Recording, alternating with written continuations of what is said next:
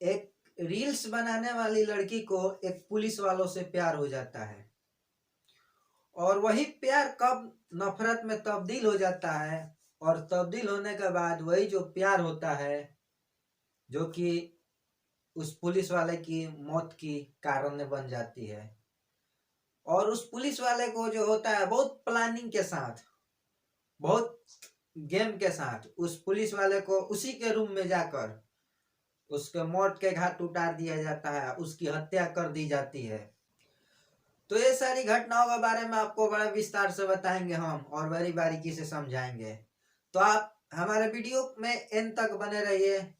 देख रहे हैं क्राइम संस्थक। अगर आप हमारी इस वीडियो को फेसबुक पेज पे देख रहे हैं तो फेसबुक पेज को फॉलो कर लीजिएगा। अगर आप हमारे इस वीडियो को यूट्यूब चैनल पे देख रहे हैं तो चैनल को सब्सक्राइब कर लीजिएगा। अगर आप हमको पर्सनल में बात करना चाहते हैं तो डिस्क्रिप्शन में इंस्टाग्राम का आईडी का लिंक है और ट्विटर का लिंक है, वहां भी जुड़ सकते हैं और हमसे बातें कर सकते हैं। तो चलिए दोस्तों चलते हैं और जानते हैं इस घटना को पूरी बारीकी से।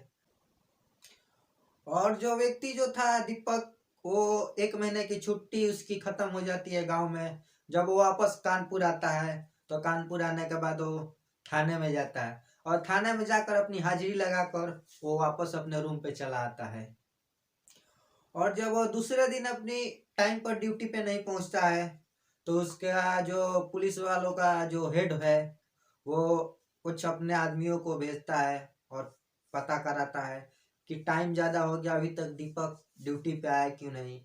तो वहाँ के कुछ सिपाही जाते हैं, वहाँ के कुछ उसके आदमी जाते हैं दीपक के रूम पर और दीपक के कमरे पर। तो वहाँ पे देखते हैं कि वहाँ पे उसका रूम का जो है वो ताला लगा हुआ है और वो ये सोच के परेशान थे कि अभी 1 महीना पहले ही गांव गया था और 2 दिन पहले ही आया और कल के डेट में हाजिरी लगाया और आज ये ताला मार के कहाँ चला गया। तो उसी में का पुलिस जब वहां से जाने लगता है तो सोचता है कि थोड़ा उसकी विंडो खुली हुई थी, उसकी रूम की खिड़की खुली हुई थी। तो खिड़की के बाहर से जब खिड़की के रूम का अंदर झांकता है, खिड़की से देखता है तो देखने के बाद वो चौंक जाता है। जब पुलिस वालों वहां पे पहुंचती है घटना स्थल पे तो वहां पे पहुंचने के बाद जो दीपक का रूम का डोर होता है उस ताले को तोड़ा जाता है, उस लॉक को तोड़ा जाता है। और तोड़ने के बाद जब पुलिस उसके घर में इंटर होती है तो अंदर का नज़ारा देख के भी वो भी शॉक रह जाती है। वो भी सोचने लगती है क्योंकि अंदर का नज़ारा कुछ ऐसा था कि दीपक जो था एक चेयर पे बैठा हुआ था और उसका जो गर्दन थी उस कुछ धारदार हथियारों से रेता गया था और जो उसकी बॉडी थी वो पूरी खून से लथपथ पड़ी हुई थी। तो ये नज़ारे देखने के बाद पुलिस भी चौंक जाता है, हैरान हो जाता है और वहाँ के आसपास के लोगों से पूछने लगता है, उसके बारे में जानकारियाँ प्राप्त करने लगता है। लेकिन वहाँ के किसी को इसके बारे में कोई जानकारियाँ नहीं थी, किसी को इसके बारे में पता नहीं था। तो पुलिस जो होता है वो क्या करता है, उसको मोबाइल को ट्रेस करता है, उसके कॉल डिटेल्स को ट्रेस करता है। तो उसमें बहुत सारे नंबर मिलते हैं, बहुत सारे कॉन्टेंट मिलते हैं जिससे। और वहाँ की एरिया जो होती है, वहाँ की जिस एरिया में कांड होता है वहाँ की एरिया में पूरी ये बातें आग की तरह फैल जाती है। एक पुलिस वाले का ही कमरे में उसी का कत्ल हो जाता है और किसी को पता भी नहीं चलता है। ये जो बातें थी आपस में लोग वहाँ बातें करते थे कि आखिर जब पुलिस वाले खुद अपनी रक्षा नहीं कर पाते हैं तो हम लोग की आम जनता की क्या रक्षा कर पाएंगे। और वहाँ पे ये सब बातों को चर्चा का माहौल बन गया था। उसके बाद होता क्या है, जब पुलिस वाले उस कॉल डिटेल्स का डिटेल्स मंगाते हैं तो उसमें जो होता है दीपक का फोन से बहुत सारे लड़कियों का नंबर मिलता है जिससे दीपक का बातें चीतें होता था फोन पे काफी समय तक, लंबे समय तक। तो उसमें से जिन लड़कियों का नंबर से बात हुआ था वो सारी लड़कियों को फोन कर करके बुलाया जाता था और वहां पे पूछताछ किया जाता था। लेकिन इसके बारे में किसी लड़की ने नहीं इसी के बारे में किसी लड़की को भी पता नहीं था। लड़की लोग ये बताती थी कि हाँ हमें दीपक से बातें होती थी, हम लोग उसके साथ भी रहे हैं रिलेशनशिप में, लेकिन इस घटना के बारे में हमें कुछ पता। जब वो सारी लड़कियां मुकर जाती है, उनको इसके बारे में कोई जानकारी नहीं होती है तो पुलिस भी परेशान हो जाती है और वो ये सोचने लगती है कि आखिर इसकी हत्या हुई तो हुई कैसे, इसका कत्ल हुआ तो हुआ कैसे। फिर पुलिस जो होती है उसकी फोन को चेक करती है, तो फोन का चेक करने से पता चलता है एक लड़की का नंबर मिलता है, जो कि लाली नाम की लड़की होती है और बिहार के रहने वाली सिवान डिस्ट्रिक्ट की थी। फिर उस नंबर का डिटेल्स मंगाया जाता है, तो उस नंबर पे काफी बातें होती है और डिटेल्स के आधार पर उस लड़की को अरेस्ट किया जाता है और उस लड़की से पूछताछ की जाती है। वो तो पहले बताने के लिए राजी नहीं थी, और पुलिस जब अपने शक्ति और अपने टोचन के साथ उससे पूछती है, तो लड़की जो है वो पूरी कहानी को, पूरी वारदात को अपनी जुबानों और अपनी मुंहों से बताना चालू करती है।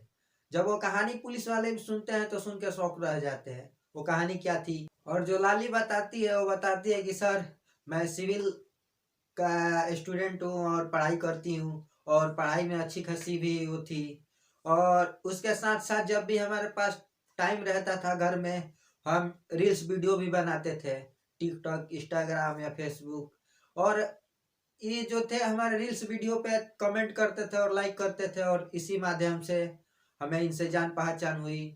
और जान पहचान होने के बाद बातें चीतें होने लगी। उसके बाद बातें चीतें कब हम लोग की दोस्ती प्यार में बदल गई, ये खुद हम लोग का पता नहीं चला। उसके बाद मैं भी इन्हें पसंद करने लगी, ये भी मुझे पसंद करने लगे। बात होने के बाद और बातें होने के बाद जब मैंने इनका बैकग्राउंड जानने का कोशिश किया, तो ये अपने बैकग्राउंड के बारे में बताए कि मैं एक गवर्नमेंट जॉब में हूँ और मेरा ड्यूटी यहाँ पे है। उसके बाद जो मेरी अंदर की चाह थी और बढ़ने लगी कि एक पुलिस वाले से मेरी बातें हो रही है, पुलिस वाले से प्यार हो गई। उसके बाद हम दोनों मिलने जुलने लगे और रिलेशनशिप में आने लगे, और वो हमें बुलाया और मैं कानपुर यहाँ आ गई। उसके बाद दीपक और हम जो थे वो पति पत्नी की तरह रिलेशनशिप में रहने लगे और एक साथ में रहने लगे, जो कि लीगल नहीं था, अनलीगल था। इसके बाद मुझे पता चला कि ये जो दीपक है मेरे अलावा और भी काफ़ी लड़कियों से बातें करता है, और भी काफ़ी लड़कियों से प्यार का झांसा देता है और बातें चीतें भी करता है। ये चीज़ मुझे पसंद नहीं आया और मुझे वो धोखा देने लगा। और वो मुझसे बिना बताए हुए वो 1 महीने के लिए गांव चले गए।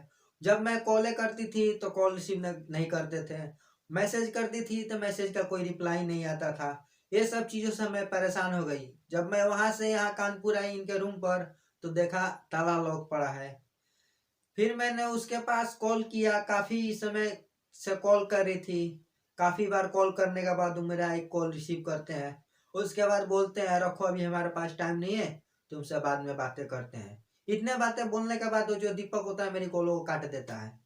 ये इतना बातें सुनने के बाद जो हम भी होते हैं काफ़ी हैरान हो जाते हैं कि आखिर इस शख्स ने हमारे साथ क्या करना चाह रहा है और क्या करेगा। जब मुझे अचानक पता चला कि दीपक जो गांव गया है वो शादी ब्याह को शादी ब्याह का मैटर को लेके गया है, इसी मामले को लेकर और गांव गया है, तो इसके बारे में जब मुझे पता चलता है तो मैं दीपक को फ़ोन करती हूँ, तो फ़ोन पे भला बुरा कहती हूँ। उसके बाद जब वो यहाँ कानपुर आ जाता है तो उसके बाद फिर भी उसके पास फ़ोन करती हूँ, तो ये बातें को बोलती कि तुमने मुझे बिना बताए शादी का प्लान कैसे बना लिया, शादी के बारे में कैसे सोच लिया, हम लोग एक पति पत्नी की तरह रिलेशनशिप में हैं, तुम हमें धोखा क्यों देना चाहते हो, ऐसे हमारे साथ ज़िंदगी के साथ क्यों खिलवाड़ करना चाहते हो। ये सारी बातें सुनने के बाद दीपक जो था इस बार सारी बातों का कोई भी रिप्लाई नहीं देता था, वो एकदम चुप था और मौन था।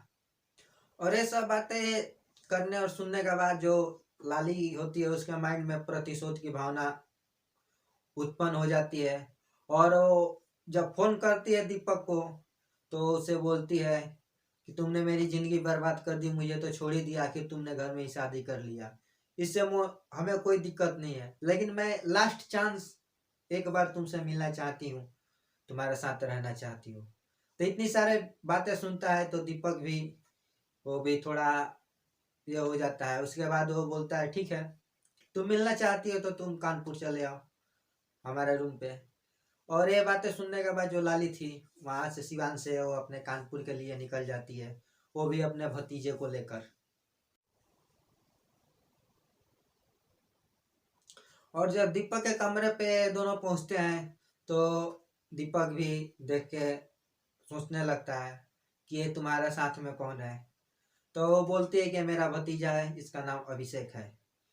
हमें अकेले आने में थोड़ा ये लग रहा था तो मैंने भतीजे को साथ में ले लिया। तो बोला कोई बात नहीं, चलो ठीक है।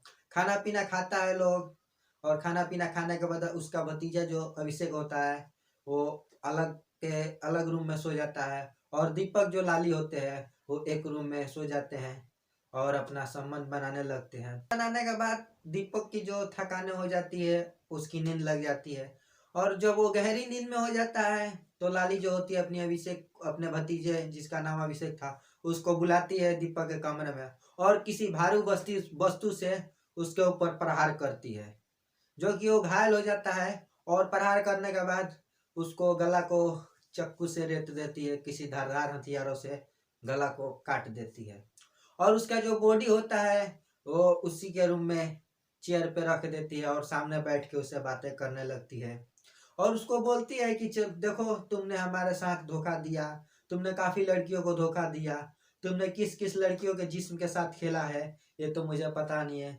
लेकिन तुमने जो हमारे साथ किया इसके बाद तुम अब किसी के साथ नहीं कर पाओगे, इसलिए मैंने तुम्हें मौत दी। इतने बातें कहने के बाद वो वहां से चले जाते हैं दोनों भतीजे और बुए। उसके साथ में भी उसका रिलेशन वाला भी एक दो आदमी और था, और वहां से ये सारी घटना सुनने के बाद पुलिस को भी चौंक जाती है कि एक पुलिस वाला होके एक ऐसी लड़की के चक्कर में पड़ के। अब वो जो दीपक था वो जिस्म का भूखा था या ना लड़कियों से जिस्म के लिए प्यार करता था, अब ये तो उसे पता था। इसके बाद पुलिस जो होती है आगे कार्रवाई को शुरू करती है, लाली को और उसके भतीजे को वो जेल भेज देती है। दोस्तों इस वीडियो के बारे में, इस स्टोरी के बारे में, इस क्राइम के बारे में आपका क्या कहना है? आप अपना राय कमेंट बॉक्स में जरूर बताएं। दोस्तों आज का वीडियो बनाने का मकसद किसी को हैरान और परेशान करना नहीं था, और ना ही किसी को भावनाओं को ठेस पहुंचाना था। हमारा बताने का उद्देश्य यह था कि अपने समाज के लोगों को और अपने ऐसे इंसानों से सतर्क रहना, ऐसी लड़कियों से सतर्क रहना, ऐसे दरिंदगी जो कि इसकी दीपक की मौत मिली, ऐसे ऐसे व्यक्तियों से सावधान रहना है।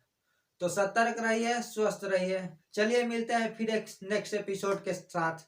तब तक के लिए जय हिंद, जय भारत।